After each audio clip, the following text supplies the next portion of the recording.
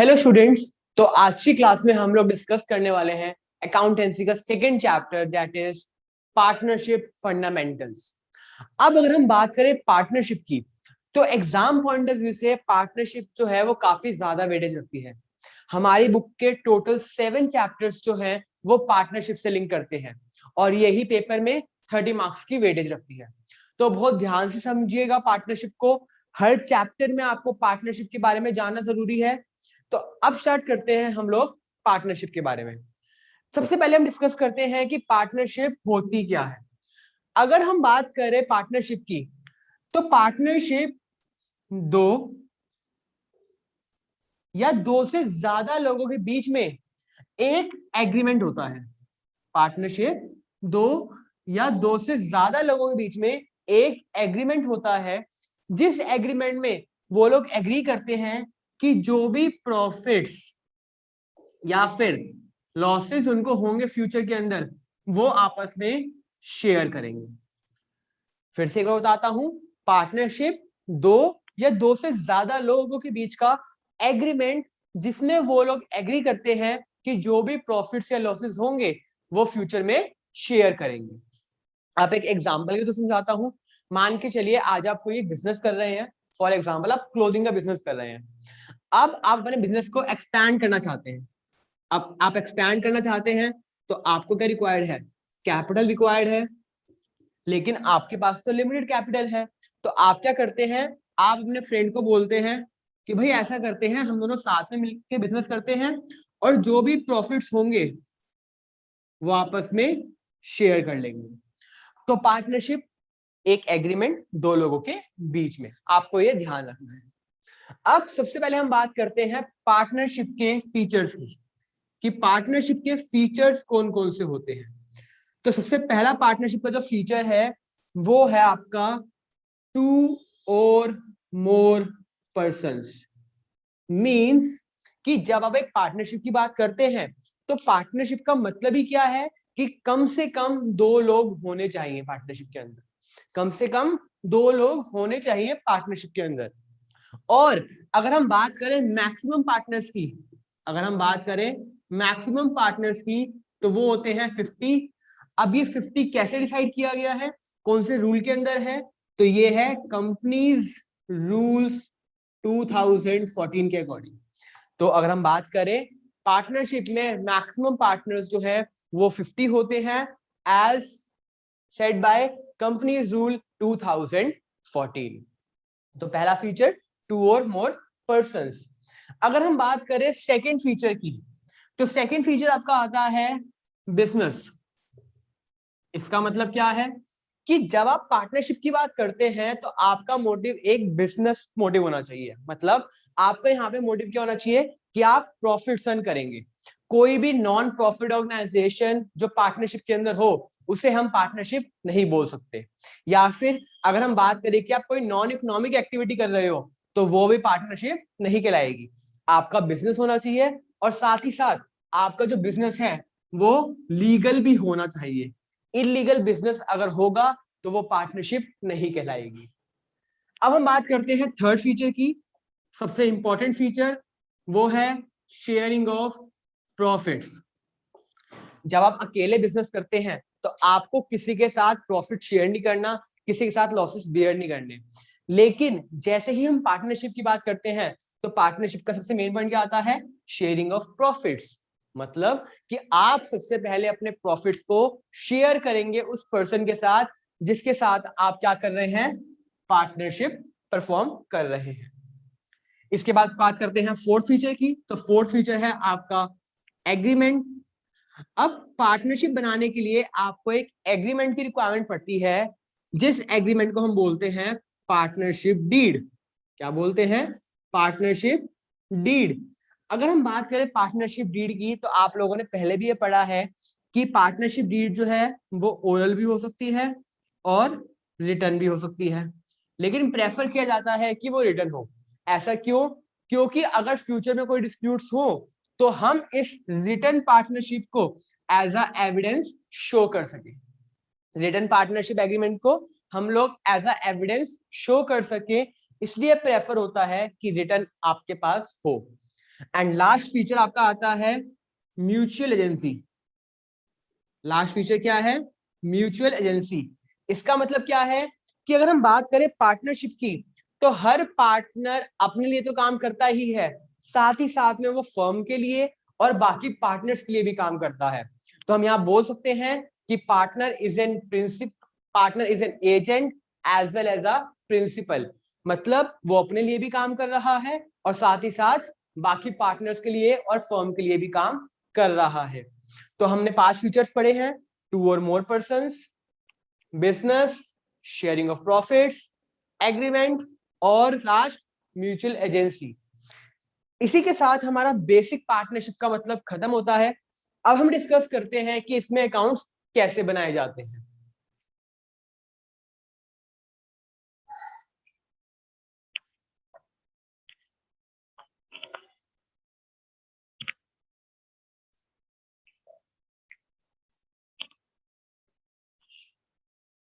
चलिए, तो अब हम डिस्कस करते हैं कि हम पार्टनरशिप के अंदर अकाउंट्स को कैसे प्रिपेयर करते हैं और हमें क्या चेंजेस करने हैं लास्ट ईयर से। तो अगर हम बात करें लास्ट ईयर की, जब हमने एक इंडिविजुअल के अकाउंट्स बनाए थे, तो हम जब प्रॉफिट या लॉस निकालते थे और उसे शो करते थे, तो कैसे करते थे? देखिए, सबसे पहले हम लोग बनाते थे ट्रेडिंग अकाउंट। सबसे पहले क्या बनाते थे हम लोग? ट्रेडिंग अकाउंट, जहां से हमारा निकल के आता ग्रॉस प्रॉफिट या फिर ग्रॉस लॉस। उसके बाद हम लोग बनाते थे profit and loss account, P&L account, जहां पे हमारा निकल के आता था नेट प्रॉफिट या फिर नेट लॉस। और इसके बाद हम बनाते थे बैलेंस शीट। इसके बाद क्या बनाते थे? बैलेंस शीट, जहां पे हम कैपिटल के अंदर अगर प्रॉफिट होता था तो ऐड करते थे और लॉस होता था तो माइनस करते थे। ये हम काम करते थे एक इंडिविजुअल के केस के अंदर, और वहां पे आसान भी था क्योंकि जितना प्रॉफिट है या जितना लॉस है वो अकेले एक ही पर्सन का है, तो कोई दिक्कत हमें नहीं आती थी, हम डायरेक्टली कर सकते हैं। लेकिन अगर हम बात करें पार्टनरशिप की, तो पार्टनरशिप में ये काम डायरेक्टली नहीं हो सकता, क्योंकि पार्टनरशिप में एक से ज्यादा पर्सन है, तो हमें प्रॉफिट को डिस्ट्रीब्यूट करके दिखाना पड़ेगा। इसीलिए अब हम P&L के बाद एक और अकाउंट बनाएंगे जिसका नाम है P&L appropriation account. P&L appropriation account, जिसमें सबसे पहले आपका आ जाएगा अगर नेट लॉस है तो वो, या नेट प्रॉफिट है तो वो, और फिर हम पार्टनर्स में डिस्ट्रीब्यूट कर देंगे। कर देंगे। अब मेन बात आती है कि हमने इसको नाम एप्रोप्रिएशन क्यों दिया। हमने इसको नाम एप्रोप्रिएशन इसलिए दिया है क्योंकि अब हम प्रॉफिट में से सिर्फ प्रॉफिट डिस्ट्रीब्यूट नहीं करेंगे, बल्कि हम प्रॉफिट में से कुछ एप्रोप्रिएशन भी पे करेंगे। एप्रोप्रिएशन का मतलब क्या होता है कि अगर हमें प्रॉफिट हो रहा है तो हम देंगे, अगर प्रॉफिट नहीं है तो हम नहीं देंगे। तो वो कौन कौन सी एप्रोप्रिएशन हैं जो हमें इस साल पढ़नी है, इस चैप्टर में पढ़नी है, आइए देखते हैं। तो सबसे पहले आपकी जो एप्रोप्रिएशन आती है वो आती है आपकी interest on capital. Interest on capital. Interest on capital होता क्या है, पहले ये डिस्कस कर लेते हैं। आप लोगों ने 11th में भी पढ़ा है कि कैपिटल पे जो इंटरेस्ट दिया जाता है, जो पैसा एक पर्सन ने इन्वेस्ट किया है उसे हम कैपिटल बोलते हैं, और उस पे जो बिजनेस इंटरेस्ट पे करता है उसे हम बोलते हैं इंटरेस्ट ऑन कैपिटल। तो हमारा काम क्या होगा? सबसे पहले जो नेट प्रॉफिट्स हमें हुए हैं उसमें से हम क्या देंगे? इंटरेस्ट ऑन कैपिटल देंगे। तो पहला एप्रोप्रिएशन इंटरेस्ट ऑन कैपिटल है। इसके बाद हम देंगे सैलरी या फिर कमीशन। सैलरी और कमीशन, कई बार क्या होता है कि हम अगर पार्टनरशिप की बात करें तो जरूरी नहीं है कि सारे पार्टनर्स इक्वल काम करें। हो सकता है कि एक पार्टनर जो है वो ज्यादा काम करता है और वो पार्टनर डिमांड करता है कि भाई मुझे प्रॉफिट तो चाहिए ही, लेकिन साथ में मुझे कुछ सैलरी या फिर कमीशन दो मेरे काम के लिए। तो आपको सैलरी या कमीशन देना है, और ये तभी दोगे जब आपको नेट प्रॉफिट होंगे। तो सेकंड आपको नेट प्रॉफिट में से एप्रोप्रिएशन कौन सी जाएगी? सैलरी या कमीशन। उसके बाद जो भी आपका प्रॉफिट बच जाएगा, उसके बाद जो भी आपका प्रॉफिट बच जाएगा उसे हम बोलेंगे डिविजिबल प्रॉफिट। उसे क्या बोलेंगे? डिविजिबल प्रॉफिट, जो पार्टनर्स के रेशियो में डिवाइड हो जाएगा। जो पार्टनर्स के रेशियो में डिवाइड हो जाएगा, फॉर एग्जाम्पल हम बोलते हैं कि एक बिजनेस को प्रॉफिट हुआ 1 लाख का, उन्होंने इंटरेस्ट ऑन कैपिटल दिया 10,000 का, तो कितना बचा 90,000। 10,000 उन्होंने सैलरी दे दी, तो अब ये 80,000 क्या आ गया, यह आ गया आपका डिविजिबल प्रॉफिट। और डिविजिबल प्रॉफिट को जो भी पार्टनर्स का रेशियो होगा, मान के चलते हैं 2 पार्टनर्स हैं ए और बी, जिनका रेशियो है 1:1, मतलब इक्वल, तो ये 80,000 दोनों में इक्वली डिवाइड हो जाएंगे। तो क्या करेंगे हम लोग, सबसे पहले हम लोग एप्रोप्रिएशंस पे करेंगे, उसके बाद जो भी प्रॉफिट बच के आएगा डिविजिबल प्रॉफिट, उसको हम रेशियो में डिवाइड कर देंगे। तो एक बार नोट डाउन कर लीजिए। तो चलिए अब हम डिस्कस करते हैं पार्टनरशिप डीड के बारे में। देखिए पार्टनरशिप डीड क्या होता है, हमने अभी पीछे डिस्कस किया था। तो पार्टनरशिप डीड एक एग्रीमेंट होता है जो पार्टनर्स के बीच में सारे रूल्स बताता है कि पार्टनर्स जो हैं वो किस रेशियो में प्रॉफिट शेयर करने वाले हैं, उनका क्या नाम है फर्म का, कब उन्होंने स्टार्ट करा बिजनेस, कब उनका बिजनेस खत्म होगा अगर डेट डिसाइडेड है तो, कैसे उनको इंटरेस्ट इन कैपिटल मिलेगा, कैसे इंटरेस्ट इन ड्रॉइंग्स चार्ज की जाएंगी, एंड सो ऑन। तो जो भी टर्म्स एंड कंडीशन आपकी पार्टनरशिप के अंदर होंगी वो सारी आपको पार्टनरशिप डीड में लिखनी जरूरी है। लेकिन हर केस में ये जरूरी नहीं है कि आपके पास पार्टनरशिप डीड हो। अब अगर पार्टनरशिप डीड नहीं है या ओरल है या साइलेंट है, तो उस केस में क्या होगा, उस केस में डिस्प्यूट्स होने के चांसेस ज्यादा हो जाएंगे, लड़ाइयां होंगी। और अगर लड़ाइयां होंगी तो अब उसको सेटल कैसे करेंगे, भाई कोई तो सोल्यूशन होना चाहिए ना, कि आपको अगर कोई डिस्प्यूट होता है तो आप किस तरह सेटलमेंट करेंगे। तो इंडियन पार्टनरशिप एक्ट 1932 ये बोलता है कि इन केस आपके पास पार्टनरशिप डीड प्रेजेंट नहीं है, means partnership deed is not present, तो आप किसका यूज करोगे, आप यूज करोगे इंडियन पार्टनरशिप एक्ट 1932 के प्रोविजंस का। किसका यूज करने वाले हो, इंडियन पार्टनरशिप एक्ट 1932 के प्रोविजंस। इसका मतलब क्या है कि अगर कभी भी आपके पास पार्टनरशिप डीड नहीं है या साइलेंट है, तो आप लोग डिस्प्यूट्स के टाइम पे इंडियन पार्टनरशिप एक्ट 1932 के प्रोविजंस को यूज करेंगे एंड उसके अकॉर्डिंग सारा डिस्ट्रीब्यूशन होगा प्रॉफिट्स का। अब हम बात करते हैं कि इंडियन पार्टनरशिप एक्ट 1932 के प्रोविजंस कहते क्या है, कि भाई हमें करना क्या है, क्या क्या डिस्प्यूट्स हो सकते हैं। तो सबसे पहला जो केस आता है डिस्प्यूट का, वो आपका आता है इंटरेस्ट ऑन कैपिटल।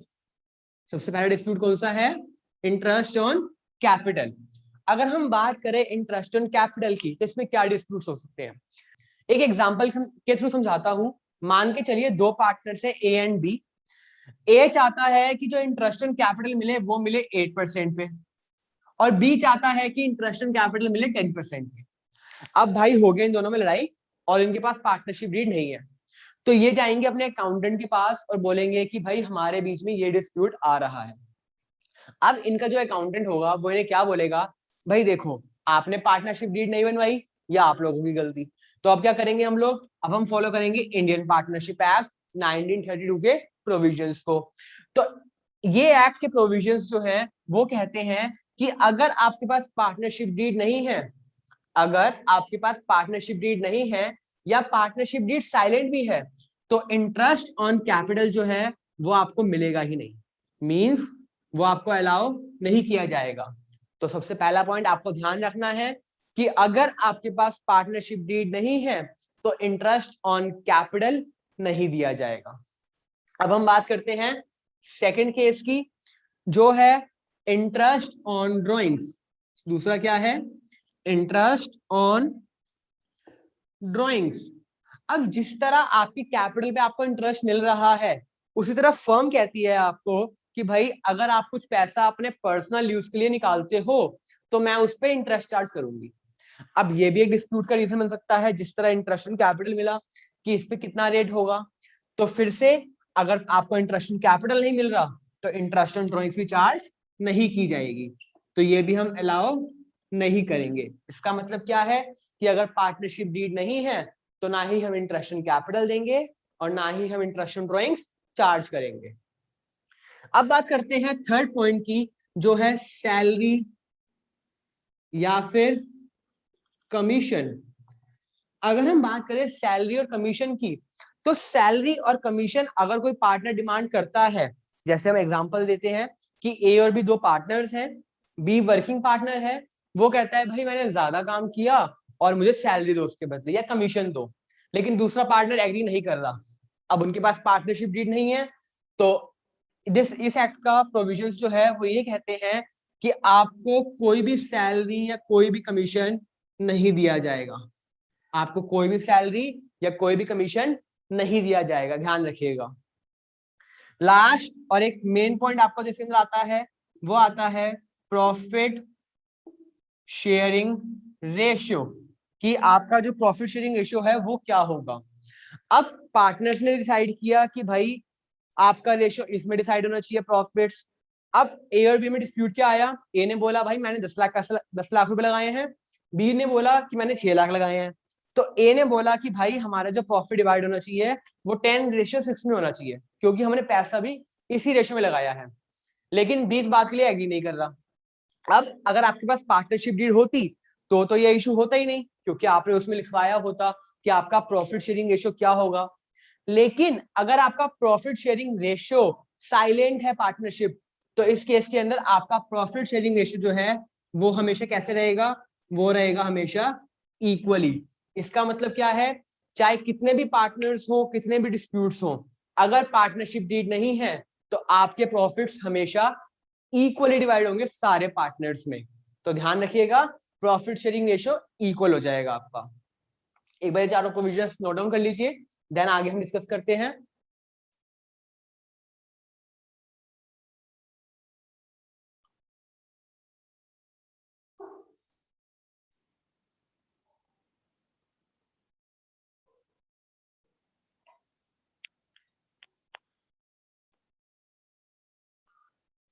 चलिए, तो अब हम आगे और दो प्रोविजंस के बारे में डिस्कस करते हैं, दो केसेस के बारे में डिस्कस करते हैं कि डिस्प्यूट्स होगा तो क्या हो।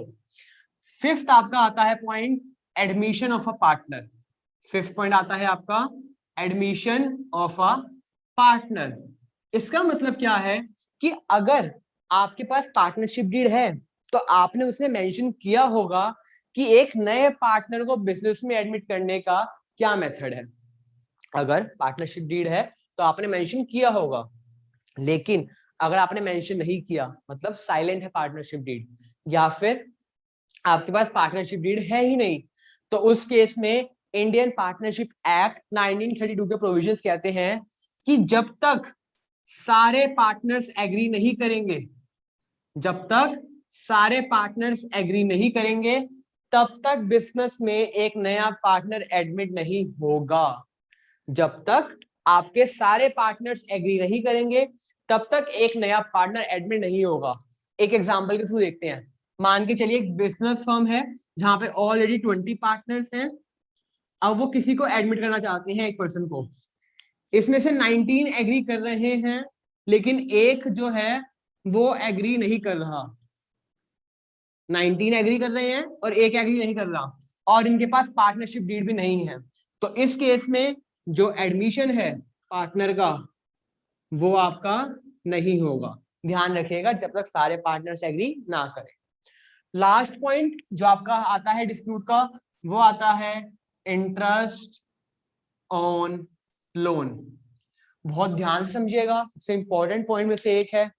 इंटरेस्ट ऑन लोन होता क्या है पहले ये डिस्कस कर लेते हैं।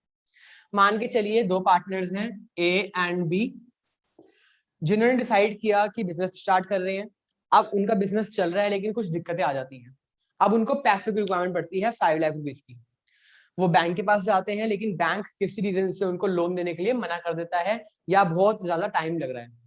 इस केस में बी जो है, जो बी पार्टनर है, वो बोलता है कि भाई मैं ये 5 लाख रुपीज देने के लिए तैयार हूं, लेकिन इस पैसे को मैं एज अ कैपिटल पे नहीं करूंगा, इसको मैं एज अ लोन दूंगा। अब मेरा क्वेश्चन आता है यहाँ पे आप लोगों से कि हम कैपिटल की तरह क्यों नहीं देना चाहते पैसा और लोन की तरह क्यों देना चाहते हैं। तो इसके दो आंसर्स, इसके दो रीजन हैं। पहला रीजन, कि अगर फर्म कभी भी फ्यूचर में डिसॉल्व होती है, मतलब अगर आपका बिजनेस कभी भी बंद होता है, तो हो सकता है कि आपको कैपिटल का पैसा ना मिले, क्योंकि ये आपकी इंटरनल लाइबिलिटी है जो सबसे लास्ट में पे की जाती है। लेकिन अगर हम बात करें लोन की, तो इसे हम as a external liability treat करते हैं और ये हमेशा पहले पे की जाएगी, इसको प्रेफरेंस पहले मिलेगी। तो ये आपका लोन का अमाउंट जो है वो आपको बचा देता है फ्यूचर में होने वाले लॉसेस से। दूसरा, अगर हम बात करें इंटरेस्ट ऑन लोन की, अगर हम बात करें इंटरेस्ट ऑन लोन की, तो ये चार्ज है। चार्ज का मतलब क्या होता है कि चाहे प्रॉफिट्स हो चाहे लॉस हो, आपको देना कंपलसरी है। मतलब आपको इंटरेस्ट लोन तो देना पड़ेगा ही पड़ेगा, चाहे प्रॉफिट हो चाहे लॉस हो। लेकिन हमने पीछे डिस्कस किया कि इंटरेस्ट ऑन कैपिटल केस में ये पॉसिबल नहीं है, सिर्फ प्रॉफिट्स होंगे हम तभी देंगे, अगर लॉस होगा तो नहीं देंगे। तो पार्टनर को यहाँ दो बेनिफिट मिले, पहला उसका लोन का अमाउंट सेव हो गया, उसको प्रेफरेंस पहले दी जाएगी, और सेकंड उसको इंटरेस्ट ऑन लोन भी हमेशा मिलेगा ही मिलेगा। अब अगर पार्टनर्स में डिस्प्यूट हो जाए इंटरेस्ट ऑन लोन को लेके कि भाई कितने रेट पे आपको इंटरेस्ट ऑन लोन देना है, तो अब आपको लोन देना कंपलसरी, इंटरेस्ट देना कंपलसरी है, सॉरी, क्योंकि आप बाहर भी इंटरेस्ट देते ही। तो इस केस में इंडियन पार्टनरशिप एक्ट ने बोला कि भाई आप ऐसा करो, आप एक नॉमिनल रेट डिसाइड कर लो, और वो रेट क्या होगा नॉमिनल, वो है 6% पर एनम। 6% per annum. इसका मतलब क्या है कि जो आपका लोन होगा उस पे आपको कम से कम 6% इंटरेस्ट तो मिलेगा ही मिलेगा, अगर पार्टनरशिप डीड साइलेंट है तो भी। पार्टनरशिप डीड साइलेंट है तो भी आपको 6% का इंटरेस्ट मिलेगा। अच्छा, एक बात और, ये पर एनम वर्ड क्या डिस्क्राइब करता है? पर एनम वर्ड डिस्क्राइब करता है कि आपको यहाँ पे टाइम को कंसिडर करना है। मींस अगर आपने लोन 1 अक्टूबर को दिया है तो आप सिर्फ 6 मंथ्स का इंटरेस्ट देंगे। अगर आपने सितंबर में दिया है 1 सितंबर को, तो आप 7 मंथ्स का इंटरेस्ट देंगे। तो पर एनम वर्ड आपको बताता है कि आपको टाइम को कंसिडर करना है, और आपको यह ध्यान रखना है कि इंटरेस्ट जो मिलेगा वो कितने परसेंट मिलेगा, 6% पे। ये 1 मार्क्स में काफी बार क्वेश्चन आ जाता है। तो हमने 6 टोटल प्रोविजंस पढ़े हैं। पहला, interest on capital. Interest on capital हम लोग नहीं देंगे। सेकंड, इंटरेस्ट ऑन ड्रॉइंग्स, अगर पार्टनरशिप डीड नहीं है तो हम इंटरेस्ट ऑन ड्रॉइंग्स भी नहीं देंगे। तीसरा हमने पढ़ा था सैलरी या कमीशन, तो अगर पार्टनरशिप डीड नहीं है तो सैलरी कमीशन भी नहीं दी जाएगी। देन फोर्थ हमने पढ़ा था प्रॉफिट शेयरिंग रेशियो, तो प्रॉफिट शेयरिंग रेशियो जो है वो आपका हमेशा इक्वल रहेगा। फिफ्थ हमने पढ़ा एडमिशन ऑफ अ पार्टनर, जिसमें जब तक सारे पार्टनर्स एग्री नहीं करेंगे तब तक आप पार्टनर को एडमिट नहीं कर सकते। और लास्ट हमने पढ़ा है इंटरेस्ट ऑन लोन, जो हमें कितने परसेंट में मिलेगा, 6% पर एनम पे। ये तो आपके हो गए प्रोविजंस। लेकिन कई बार पेपर में एक 1 मार्क का क्वेश्चन बनता है कि in case of no partnership deed और partnership deed is silent, how the partnership will govern. इसका मतलब क्या है कि अगर आपके पास पार्टनरशिप डीड नहीं है या पार्टनरशिप डीड साइलेंट है, तो आप कैसे इसको गवर्न करेंगे पार्टनरशिप को? तो आप आंसर लिखेंगे, we will govern partnership by Indian partnership act 1932 provisions. We will govern partnership according to Indian Partnership Act 1932 provisions. इसी के साथ हमारा ये टॉपिक भी यहाँ पे ओवर होता है। अब हम डिस्कस करेंगे कि कैसे हम लोग यहाँ पे अकाउंट्स बनाते हैं, कैसे हम P&L एप्रोप्रिएशन अकाउंट बनाएंगे, पार्टनर्स कैपिटल अकाउंट बनाएंगे, एंड सो ऑन। चलिए स्टूडेंट्स, अब हम डिस्कस करते हैं P&L एप्रोप्रिएशन अकाउंट का फॉर्मेट और उसके बारे में। मैंने आप लोगों की हेल्प के लिए पहले से ही फॉर्मेट तैयार रखा है। सबसे पहले बात करते हैं कि P&L एप्रोप्रिएशन अकाउंट होता क्या है। ये एक ऐसा अकाउंट है जहां पे हम सिर्फ अपने प्रॉफिट्स को डिवाइड करके दिखा रहे हैं। मींस जहां पे हम अपने प्रॉफिट्स के एप्रोप्रिएशंस को पे कर रहे हैं। तो हम बोल सकते हैं कि ये हमारा P&L अकाउंट का एक तरीके से एक्सटेंशन है, क्योंकि P&L में हमने क्या किया, प्रॉफिट निकाला या लॉस निकाला, और उसे हमने डिस्ट्रीब्यूट कहाँ किया, P&L एप्रोप्रिएशन अकाउंट के अंदर। तो ये क्या है, P&L अकाउंट की एक्सटेंशन है। सिमिलरली और एक पॉइंट है कि ये आपका नॉमिनल अकाउंट होता है। नॉमिनल अकाउंट क्या होता है? अब नॉमिनल अकाउंट 11 में हम लोगों ने ऑलरेडी डिस्कस किया है, वो सारे अकाउंट्स जिसमें आपके एक्सपेंसेस, इनकम्स, प्रॉफिट्स और गेन्स आते हैं। तो उसका रूल क्या था? Debit all the losses and expenses, credit all the incomes and gains. तो अगर हम फर्म के पॉइंट ऑफ व्यू से इस अकाउंट को देखें तो क्रेडिट साइड में सारी इनकम्स आएंगी या प्रॉफिट्स आएंगे, और डेबिट साइड में सारे लॉसेस या एक्सपेंसेस आएंगे। तो अब हम डिस्कस करना स्टार्ट करते हैं profit and loss appropriation account के बारे में। तो इसका फॉर्मेट कैसे है? जैसे आप P&L अकाउंट बनाते थे, सिमिलर फॉर्मेट है। ऊपर आएगा P&L appropriation account for the year ended. 2 parts में डिवाइड होगा, debit and credit. 4 columns, particulars, amount, particulars and amount. अब अगर आपको सबसे पहले प्रॉफिट होता है तो वो आप ट्रांसफर करेंगे क्रेडिट साइड में bye profit and loss account, net profit के नाम से। लेकिन अगर आपको लॉस होता है तो वो कहां ट्रांसफर होगा? डेबिट साइड में to profit and loss account, net loss के नाम से। अब अगर आप ध्यान दें तो मैंने दोनों के आगे स्टार लगाया है। ये स्टार बताता है कि दोनों में से कोई एक ही चीज आएगी, दोनों एलिमेंट्स कभी भी साथ में नहीं आ सकते। अब अगर आपको प्रॉफिट हुआ तो आप सबसे पहले क्या देंगे? Interest on capital. अब इंटरेस्ट ऑन कैपिटल को दिखाने का तरीका क्या है? यहां लिखेंगे to interest on capital account. मैंने एग्जांपल लिया है कि एक्स और वाई पार्टनर्स हैं, तो एक्स कैपिटल अकाउंट उसका इंटरेस्ट, वाई कैपिटल अकाउंट उसका इंटरेस्ट, और जो दोनों का कलेक्टिवली इंटरेस्ट आएगा वो आ जाएगा आपका यहाँ पे। फिर अगर सैलरी देनी है किसी पार्टनर को और एक ही पार्टनर को देनी है तो मैंने लिखा टू सैलरी अकाउंट, ब्रैकेट में उस पार्टनर का नाम आ गया और उसका अमाउंट आ गया। देन अगर आप चाहते हो कि कुछ रिजर्व में पैसा ट्रांसफर किया जाए तो यहाँ पे आप लिख सकते हो टू जनरल रिजर्व और यहाँ पे अमाउंट आ जाएगा। और इसके बाद आप इंटरेस्ट ऑन ड्रॉइंग चार्ज करेंगे जो फर्म के लिए इनकम है, इसलिए क्रेडिट साइड में आई। तो X capital account amount, Y capital account amount और टोटल अमाउंट यहाँ पे। अब अगर आपका बैलेंस जो आ रहा है वो प्रॉफिट आ रहा है, डिविजिबल प्रॉफिट, तो उसे आप यहाँ पे दिखाएंगे किस नाम से? To profit transfer to X capital account, Y capital account. और ये जो प्रॉफिट डिवाइड होगा ये आपके रेशियो में डिवाइड होगा। किसमें डिवाइड होगा? रेशियो में डिवाइड होगा। सिमिलरली अगर हम बात करें कि अगर आपको लॉस होता है, डिविजिबल लॉस आता है, तो वो आपका क्रेडिट साइड में आएगा, by loss transfer to X capital account, Y capital account, और ये भी किसमें डिवाइड होगा? आपके रेशियो में डिवाइड होगा। तो एक बार फॉर्मेट जल्दी से नोट डाउन कर लीजिए। आई होप आपको क्लियर होगा। कोई डाउट्स है तो कमेंट सेक्शन में लिख दीजिए। तो चलिए अब हम एक क्वेश्चन डिस्कस करते हैं टीएस रेवाल का। टीएस रेवाल का क्वेश्चन नंबर है आपका 13। क्वेश्चन नंबर 13, ध्यान से देखिए, साइड में आपके क्वेश्चन आ चुका होगा। क्वेश्चन में क्या बोला गया है? A and B are partners जिनके कैपिटल्स है 1 लाख और 60,000 रुपीज। ए की कैपिटल है 1 लाख और बी की कैपिटल है 60,000। आपको इंटरेस्ट ऑन कैपिटल देना है 6% पर एनम पे, बी को सैलरी देनी है 3,000 पर मंथ, और आपका नेट प्रॉफिट कितना गिवन है? 80,000 रुपीज। अब आपको क्या करना है? सबसे पहले आपको बनाना है इसमें P&L एप्रोप्रिएशन अकाउंट। तो देखिए कैसे बनाएंगे। सबसे पहले हम बनाते हैं फॉर्मेट। तो ये आपका आ जाएगा फॉर्मेट इस तरह।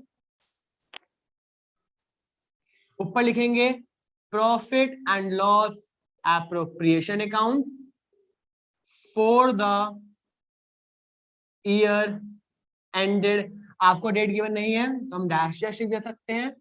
2 पार्ट्स में divide, debit and credit, particulars, rupees, particulars and rupees. सबसे पहले हम क्या लिखेंगे? जो हमें प्रॉफिट गिवन है, तो यहाँ पे आ जाएगा by profit and loss account, net profit कितना गिवन है? 80,000 रुपीज। अब हम सबसे पहले क्या देंगे? Interest on capital. तो डेबिट साइड में आ जाएगा आपका to interest on capital account, partners के नाम, A's capital account and B's capital account. तो सॉल्व कर लेते हैं। 1 लाख का जब हम 6% फाइंड करेंगे तो वो आएगा आपका 6,000, और 60,000 का 6% आपका आएगा 3,600। तो टोटल आ गया 9,600। अब हमें सैलरी देनी है बी को, तो यहां लिखेंगे टू सैलरी अकाउंट, ब्रैकेट में 20 capital account, 3,000 per month given है, तो हम कैसे निकालेंगे? इसको मल्टीप्लाई कर देंगे 12 से, तो ये आपका आ जाएगा 36,000। अब हमने नेट प्रॉफिट में से इंटरेस्ट ऑन कैपिटल दे दिया, सैलरी दे दी। अब जो बाकी प्रॉफिट आपका बच के आएगा उसको हम बोलते हैं डिविजिबल प्रॉफिट्स। तो अब डिविजिबल प्रॉफिट को डिस्ट्रीब्यूट करेंगे, तो उसके लिए लिखेंगे to profit transfer to A's capital account and B's capital account. अगर आप ध्यान दें तो आपको क्वेश्चन में जो है वो रेशियो गिवन नहीं है, तो अगर आपको कभी भी क्वेश्चन में रेशियो गिवन ना हो तो वो रेशियो आपका क्या बन जाएगा, इक्वल रेशियो बन जाएगा। कैसे बन जाएगा, इक्वल रेशियो। तो हम सॉल्व कर लेते हैं बैलेंसिंग से। तो टोटल आ रहा है आपका 80,000। अगर हम 80 में से 9600 और 36,000 को माइनस करेंगे तो टोटल माइनस करना है 45,600, तो यहाँ पे आपका आ जाएगा 34,400। क्योंकि आपको रेशियो गिवन नहीं है तो ये 34,400 आपका दोनों पार्टनर्स में इक्वली डिवाइड हो जाएगा, और यहाँ पे आपका आ जाएगा 17,200 एंड 17,200। तो आई होप आपको बेसिक क्वेश्चन क्लियर होगा कि हम लोग P&L एप्रोप्रिएशन अकाउंट कैसे बनाते हैं। एक बार इसे नोट डाउन कर लीजिए।